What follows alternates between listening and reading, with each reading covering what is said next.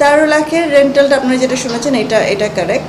এখন পর্যন্ত আমার কাছে যেটা আছে সেটা হচ্ছে আমরা 112টা সিঙ্গেল স্ক্রিন পেয়েছি, আর সব কিছু সিনেপ্লেক্স মাল্টিপ্লেক্স মিলিয়ে 120টার মতো আছে। আরও 2-3টা সিনেমা হলের ছোট ছোট যে সিনেমা হলগুলো যারা খুলতো না, খোলার কথা ছিল না, তারা শুধু বরবাদের জন্য সিনেমা হলটা খুলেছেন। আর আপনারা যেহেতু জানেন যে আমাদের গভর্নমেন্টের এই প্রবলেমগুলোর কারণে, আমাদের গভর্নমেন্ট চেঞ্জ হওয়ার কারণে অনেকগুলো সিনেমা হল বন্ধ হয়ে গিয়েছে, অনেকগুলো সিনেমা হল ভেঙে ফেলেছে। সো 8-10টার মতো সিনেমা হল নাই, যেটা গত বছর ছিল।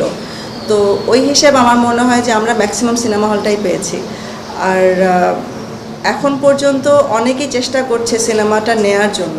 আর হাই রেন্টালের ব্যাপারটা আসলে কি, যে এখন এই সময়তে সবার কাছে হাই রেন্টাল মনে হচ্ছে, কারণ বিগত 9 মাস ধরে সিনেমা হলগুলো বন্ধ ছিল, কোনো সিনেমা ছিল না।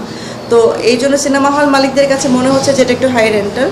বাট আমি আশাবাদী এবং আমি একদমই কনফিডেন্ট যে যারাই সিনেমাটা নিয়েছেন তারা লস খাবেন না, তারা definitely they will make back the money, and আমরাও প্রফিট করবেন।